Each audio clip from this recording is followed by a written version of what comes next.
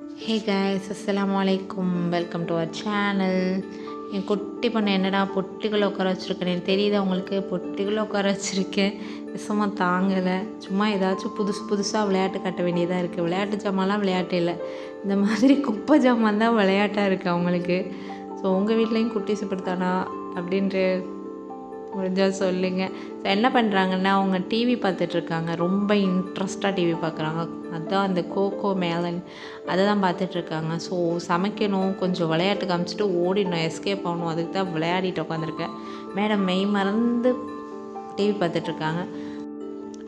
அக்கா கறி பார்த்துக்கோடின்னு சொன்னால் அவள் அதுக்கு மேலே டான்ஸ் ஆடிக்கிட்டு இருக்கா. அவ்வளோ ஒரு கோகோ மேலன் பைத்தியம் அவள் அதுக்கு மேலே ஆடிக்கிட்டுருக்கா. ஸோ ஓகே, கொஞ்சம் நேரம் விளையாட்டு காமிட்டு எஸ்கேப் ஆகிட்டேன்.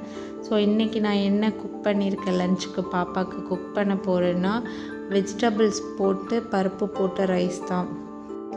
அதுக்கு கொஞ்சோண்டு துவரம் பருப்பு, கொஞ்சோண்டு பாசிப்பருப்பு ரெண்டத்தையும் மிக்ஸ் பண்ணியிருக்கேன். அதுக்கப்புறம் அது கூட உருளைக்கிழங்கு, கட் பண்ணி வச்சுருக்க பீன்ஸ், கேரட், பூண்டு நிறையாவே ஆட் பண்ணிப்பேன் நான். ஸோ அது கூட கொஞ்சம் மஞ்சத்தூள், மிளகுத்தூள், சால்ட், அது கூடவே கொஞ்சம் சாம்பார் தூள் ஆட் பண்ணலாம். கொஞ்சம் ஸ்மெல் நல்லாயிருக்கும், டேஸ்ட்டாகவும் இருக்கும். வீட்டில் அரைச்ச சாம்பார் தூளாக இருந்தால் மட்டும் ஆட் பண்ணுங்கள், கடையில் வாங்கினதுன்னா வேணாம். சாப்பாடு ரெடி ஆயாச்சு, நல்லா மசிச்சுட்டேன். அது கூட கொஞ்சம் நெய் ஆட் பண்ணியிருக்கேன். என் பொண்ணு நெய் அதிகமாக லைக் பண்ண மாட்டுறாங்க. நெய்லாம் ரொம்ப நல்லது, ஸோ குட் ஃபேட்டு. பட் என் பொண்ணு சாப்பிட மாட்டுறாங்க. இப்போல்லாம் நெய் போட்டாவே பிடிக்க மாட்டேங்குது. நானும் மல்லு கட்டி தான் கொடுக்குறேன், ஏதோ பிடிக்க மாட்டேங்குது.